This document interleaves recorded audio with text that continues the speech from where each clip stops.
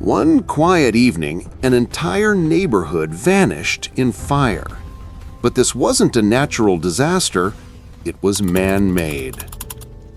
September 9th, 2010.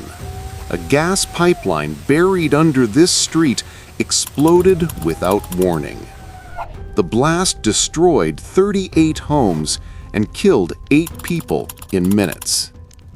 PG&E, California's largest utility, claimed it was a tragic accident.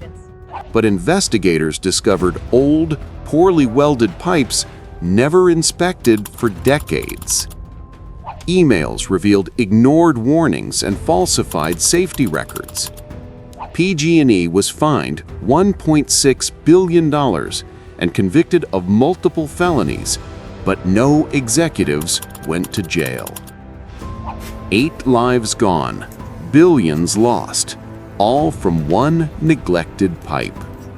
When corporations control safety, who protects the people? Comment below